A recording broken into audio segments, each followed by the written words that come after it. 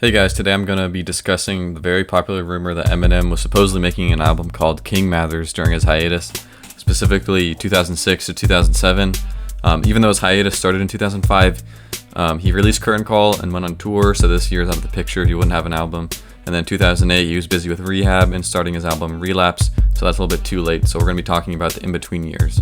I'll also talk about why the title is rumored to be King Mathers at the end of the video, but for now we'll just go with that. And just call it an unreleased album, but you guys know what I'm talking about. So anyways, in theory, this album would be his fifth solo album under Shady Records and Aftermath. It would be released sometime in the second half of 2007 alongside 50 Cent's album Curtis and the County Hound EP by Cassius. The album would follow after his previous album Encore and be the next chapter in his musical career. It would cover subjects like talking about new age rappers that don't really have good lyrics. As we can see with the leaked song Syllables, he talks about that. It would also talk about his relationships, like mainly Kim, his family, and it would definitely have touched on Proof's situation because he passed away in 2006 and that greatly affected him. In general, the album would be very serious and dark compared to his other albums because of the personal things he was going through, like mainly depression and addiction. Even though he was unable to admit he was addicted at the time, it really affected his head with all those drugs. So in the mix, there would still be some songs like on Encore that were silly, but I imagine there'd be a lot less of them, but it's still possible because he was on drugs. Part 1. An album is forming. So M was on his hiatus and he was taking a break from making a full studio album and planning one and releasing it and planning a tour and everything after Curtain Call in 2005. But we know after many interviews and many Eminem songs that he's always in the studio, always making music. It's his outlet. He loves to do it. Even if he's taking a break, he's still going to be in the studio. So even during his hiatus, we know that because he was producing for other artists, doing features, trying to make some of his own songs probably, like the leaked ones, producing beats for himself, and even released the re-up a couple weeks before the start of 2007. So he had that that he was working on. The compilation album was very similar in production, flows, lyrics to what the rumored album would be. So in 2006 he had the re-up, and then in 2007 he would have his studio album supposedly, and that supposed studio album would be very similar because the re-up was from the same time period, sort of like how the Eminem show and 8 Mile came out around the same time, and they both go together in terms of like style musically. So anyways, since he was making music about his life as an outlet and a hobby, when things started to get rough with his depression, he started to get more musical content. We have leaked songs about Proof, his second divorce, songs responding to people saying Eminem has fallen off or his career was over, mainly like GOAT and I Get Money, he talks about that. And then since M's team had pulled him away from the public eye, all he could really do was sulk at home or in the studio and try to make music as his only outlet. He had a problem with writer's block, so even though he did have topics to rap about, he couldn't effectively do this. That's why a lot of songs come from the time period have no meaning, like Smack That, Touchdown, Peep Show, just catchy songs about girls, clubs, sex, cars, and being rich, and nothing crazy, like his first 3 studio albums full of various content. Now, this is where the album comes in. See, M reached a point where he wanted to quit because of a combination of all the problems I listed above, and we knew he wanted to quit because number 1, the leaked It's Been Real outro where he directly states he's quitting, and 2, on Revival in the song Castle, Eminem has 3 verses as 3 letters from his past self written to his daughter, and the third letter, or the third verse, is dated December 2007, and he writes a letter about just wanted to put out his last album so he can be done with rap and give up.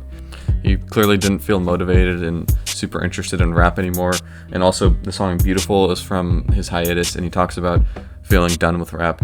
So we know that this was going to be the end. So the music from the time period that he had worked on, whatever, 2006, 2007, just to keep in the vault, combined with obviously final touches like It's Been Real to say that he's quitting, would form this final album announcing his retirement. I will now discuss what those songs are. Part 2. Confirmed tracks for this album. Any unreleased song during his hiatus can be said to have been from this final album. Specifically 2006 and 2007 is where the bulk are from. There are 2 sections of songs. The first is confirmed based on logic, and then the other one is just time period songs based on theories. Both types of songs blend in together and fit the same style of production and rap, so theoretically they could be on the same album and it would make sense, but only the confirmed songs we know for sure would have been on this album. I'll now talk about the confirmed songs. Before I start, I want to disclose that of course all the songs I'm listing have similar flows, style, topics, themes, and production to his general style of 2006 and 2007. That's just my first layer of evidence, because my second layer will just be more in detail and specific to each song. So, the first of these songs is Careful What You Wish For. It was actually released in 2009 as a Relapse bonus track, but using basic knowledge we know that it was from earlier. In the lyrics he says, 8 years later I'm still at it, which if you listen to the song and know the context, he's basically saying, 8 years after I got famous rapping, I got my wish of being famous, I'm still at it making music. So if we go back to when that was when the Slim Shady LP released and he got super famous. So obviously that's 1999, his first major label debut album. And so if you add 8 years later to that, it lands us at 2007. Plus, in the intro, the news reporters mentioned various events from 2005, starting with his tour bus crash, divorce with his wife in 2006, and then Proof dies in 2006.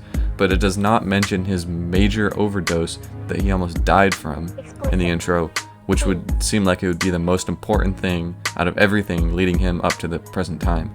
But this was not mentioned because I think that it was before the overdose. So yes, it's possible the verses could have been written in 2007 and he recorded it later, but I seriously doubt that, as I can't imagine Relapse era M going back to his old sheets of lyrics from years ago when he was depressed, pulling them out and recording a full song, mixing it and mastering it and releasing it as a bonus track. It was in a completely different direction from his 2009 Relapse music, so why would he go through all that work when he was already interested in doing accent songs and murder serial killer songs? I think the song was finished in 2007 around that time, but he added it as a bonus track to give people one last taste of this Eminem from before his overdose on Relapse, so there would be at least another non-serial killer rapist M track. It's bonus material after all. So next is 50 Ways, which is about M's divorce, and in 2006, how his relationship with Kim is now. He mentions getting her a new car, which he did in 2006 or 2007, even though they were divorced.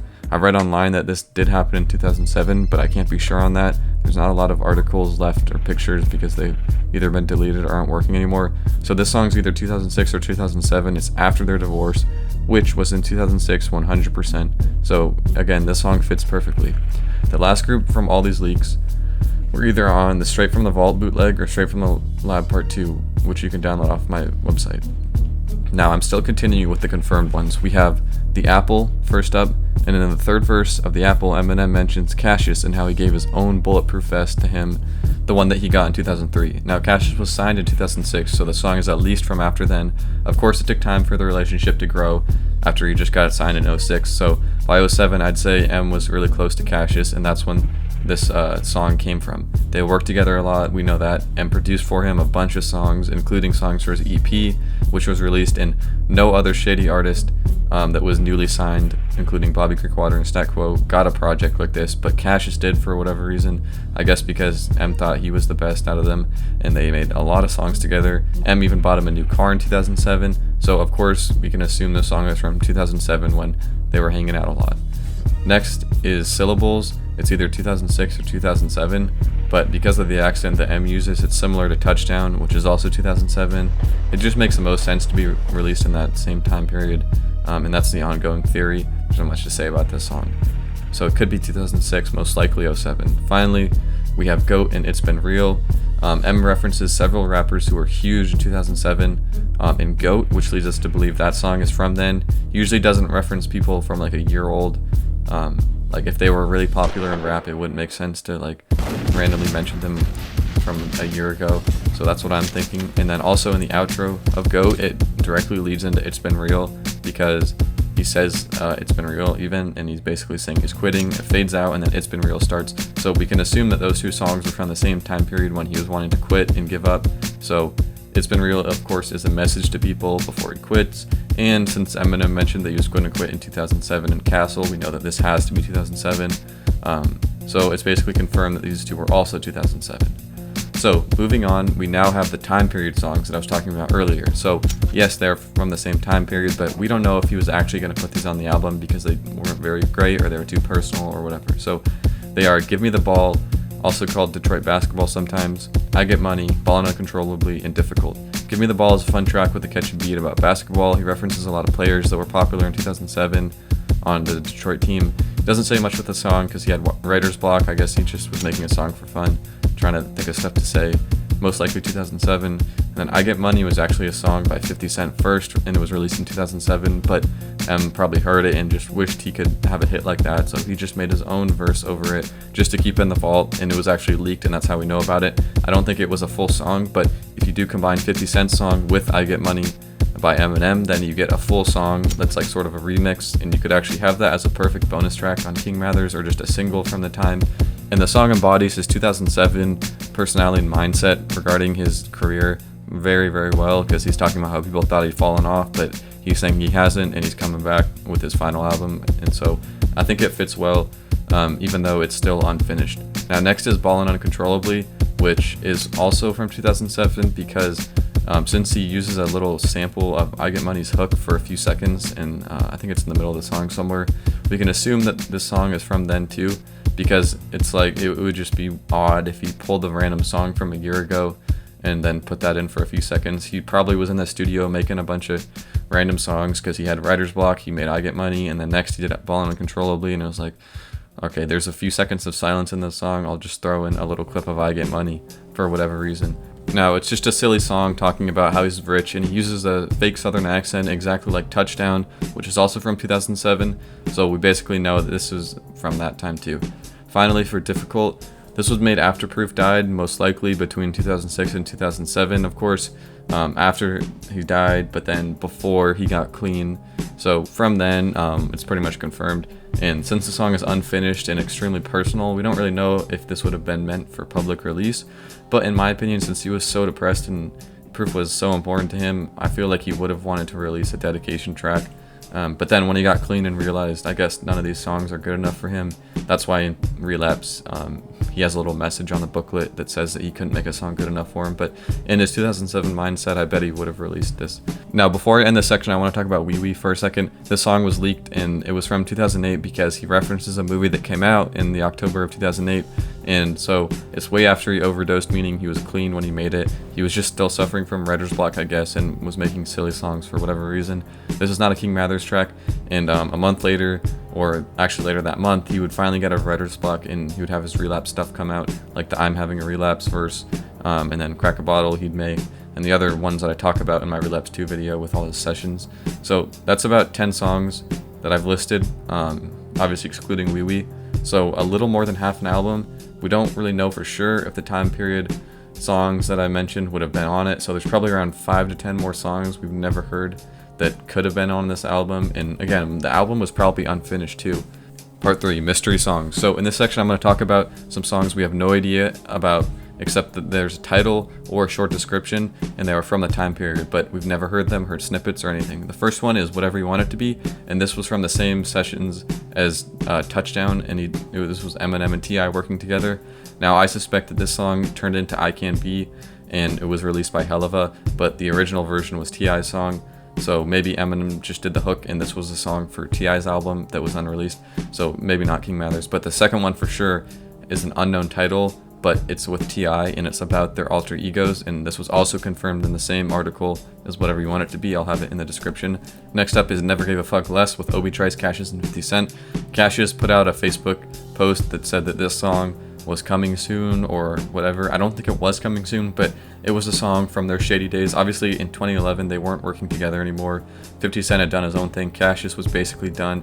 Obi Trice was I don't know if he'd been dropped yet or what happened with that, but they weren't going to release a song together in 2011. Eminem was busy making his next studio album or working on the Bad Meets Evil EP. So this song, I bet, is from his hiatus back in the day, and Cassius was trying to stir up hype for it so that he'd get the label to release it, something like that.